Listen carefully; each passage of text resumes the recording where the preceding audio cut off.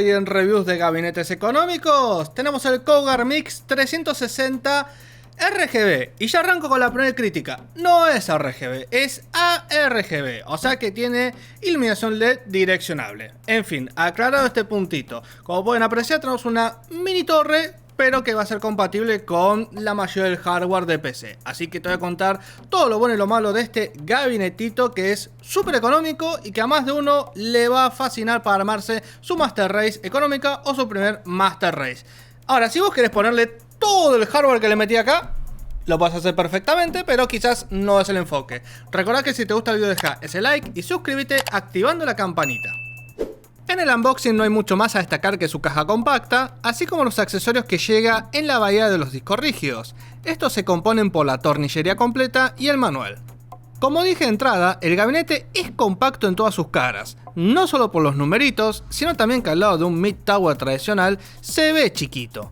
El lateral es de vidrio templado, sin ningún tinte o polarizado, mientras que el color del gabinete es negro con detalles en gris perlado o gris, porque bueno, hay muchos grises. El frontal es de plástico con detalles en chapa, ciego como árbitro de ascenso y con ranuras en los laterales para el paso del aire. Lo bueno es que las ranuras son enteras, ya que me ha pasado en otros gabinetes que la entrada de aire era anecdótica. Acá dentro de todo entra el aire, pero debería traer por lo menos un ventilador en la parte frontal. Y como detalle bonito, tenemos iluminación ARGB para más FPS. Para sacar la tapa, debemos meter la mano por la parte inferior y tirar hacia afuera. Es un poquito dura, pero no pasa nada. Solamente tengan cuidado con los cables que salen del frontal, que son de las tiras de LED ARGB. Detrás se encuentran los carriles para ventiladores, admitiendo 3 de 120 mm o 2 de 140 mm e incluye un filtro de aire magnético sencillo pero suficiente para contener el polvo. En la zona superior tenemos el filtro antipolvo magnético para los ventiladores de 120 o 140 mm que instalaremos allí. Y del lado derecho tenemos el panel de control compuesto por dos puertos USB 3.0, un puerto USB 2.0, jacks para micrófono y auriculares separados, botón de encendido y botón para cambiar los efectos LED. En la zona posterior nos trae preinstalado el fan de 120 mm con iluminación ARGB, el cual posee conector ARGB y conector de 3 pines para conectar en la placa madre. Junto a este tenemos 7 vallas PCI con protectores descartables, así que sáquenlos antes de poner la placa madre para no dañar las pistas del sonido. En la parte inferior solo destacamos el filtro antipolvo y las 4 patas, así que nos vamos directo al interior. Del lado frontal tenemos un interior muy cuidado y limpio, con espacios para pasar cables arriba, abajo y también en el lateral. Contamos con cubrefuente perforado para instalar dos ventiladores de 120 mm, pero como no tenemos entrada de aire por el lateral o por debajo, lo único que harán será redireccionar un poco el aire frontal si tenemos ventiladores, por lo que no tiene tanta utilidad. La parte delantera está recortada para poder instalar radiadores de agua en el frente, pero no es lo recomendado. Otro detalle que noté es que tiene espacios para pasar los cables prolijamente cuando utilizamos motherboard micro ATX, pero quedan tapados por las bahías para poner SSD posteriores. Las bahías, si no las usamos, podemos retirarlas y habilitar los espacios, pero es uno o el otro. O sea, la idea está bárbara, pero se olvidaron de ese detallito. En fin, tenemos otros lugares por donde mandar los cables. Del lado posterior es un poco más ancho de lo normal, sobre todo por donde pasamos el cable de 24 pines. Incluso para pasar los cables se escogieron bien las posiciones. La bahía de los discos es totalmente de chapa, sin amortiguación y permite ser desplazada en dos posiciones, ya sea para poner una fuente más larga o un radiador en la zona inferior. Si tomamos en cuenta el valor del gabinete, la verdad que la calidad de la chapa y la pintura es notable, destacable te diría, ya que corresponde a un gabinete más caro y sin embargo es un gabinete de los más accesibles. Del plástico frontal no puedo decir lo mismo porque el plástico se siente barato, por decirlo de alguna manera, pero bueno, por algún lado había que amortiguar plata. Inclusive lo que son las entradas de aire parece que están cortadas con cuchillo porque no están cortadas de forma pareja. O sea, si se lo compran van a notar de que por ahí la puntita está como medio cortada a mano. Pero bueno, no pasa nada, no es nada grave. Y sí, es un gabinete que tendría que tener un ventilador frontal para que meta aire, ya que es limitada la entrada de aire en el frontal. Pero bueno, va a ir aparte dado que ya no se puede economizar más. Nos trae un ventilador en la parte posterior que hay que dejarlo ahí porque va a ser el único que se va a encargar de la extracción de calor en caso de no comprar otro ventilador. Y después, bueno, lo que es la valla de los discos, sinceramente les recomiendo que la dejen en su posición donde está, porque correrlo hacia atrás para poner un radiador en el frente no tiene mucha lógica, ya que no es lo ideal en cuanto a flujo de aire. La conexión de la iluminación LED es estándar, tenemos un cable SATA que se conecta a la fuente para alimentarla y del frontal salen dos cabezales macho y hembra. En el macho se conecta el ventilador posterior para su iluminación. El hembra se puede conectar a la placa madre para sincronizar los efectos LED, pero si no lo conectamos tendremos los efectos que incorpora la controladora del gabinete. O sea, si nuestra placa madre no trae cabezal ARGB, no pasa naranja, podemos aprovechar los efectos LEDs. El resto de los conectores son los pines para los LED de estado y el botón de encendido, conector USB de 19 pines, conector USB de 5 pines y el conector de audio HD. Pasamos al punto más importante de cualquier gabinete, que es el armado y la compatibilidad, donde voy a ir haciendo varias aclaraciones en cada pieza de hardware, porque hay cosas que he encontrado sorpresas buenas y sorpresas malas, pero para que tengan todo en cuenta y les sea más fácil de escoger todos los componentes que vayan a meter acá adentro, o si ya tienen los componentes, de que este sea compatible.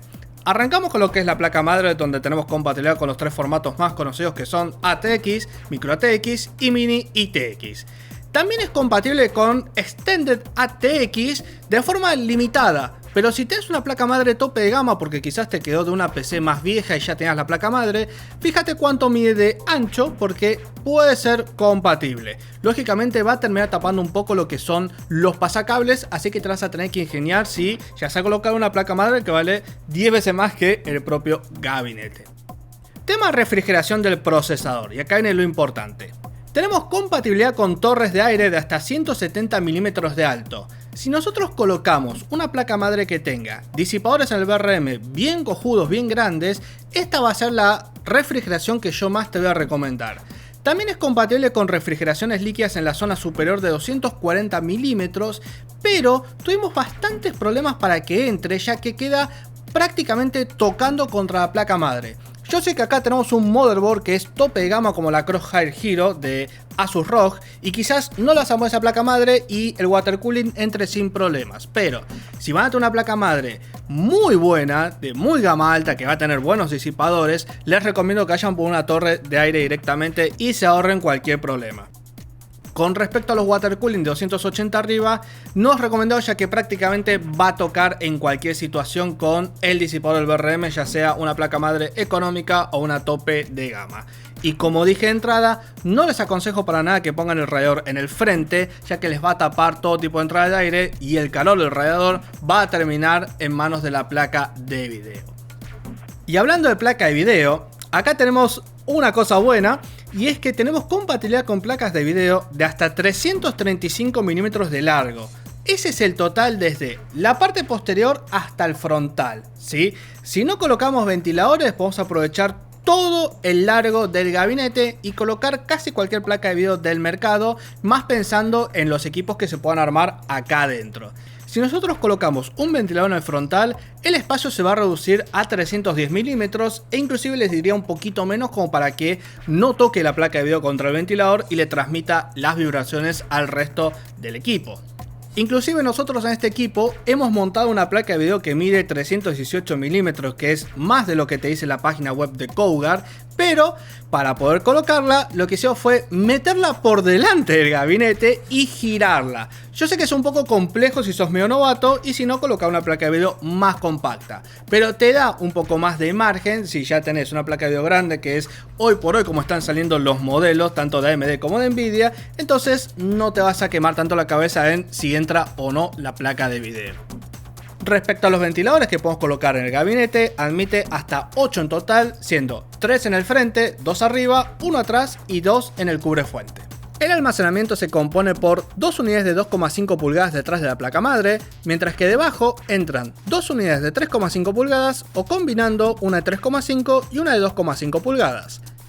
Fuentes admiten hasta 180 milímetros con la bahía de discos. Personalmente les recomiendo que no exceda los 160 milímetros, ya que no van a tener tanto espacio para poder ubicar los cables. Por último, el cableado en la zona posterior y la zona frontal es muy prolijo en ambas caras, ya que podemos precintar bien los cables en dificultad y pasar todo por cualquiera de las ranuras que posee, dejando la Master Race súper prolija. Y para que lo veas por vos mismo, te dejamos estas bellísimas tomas del armado del Cougar Mix 360 RGB.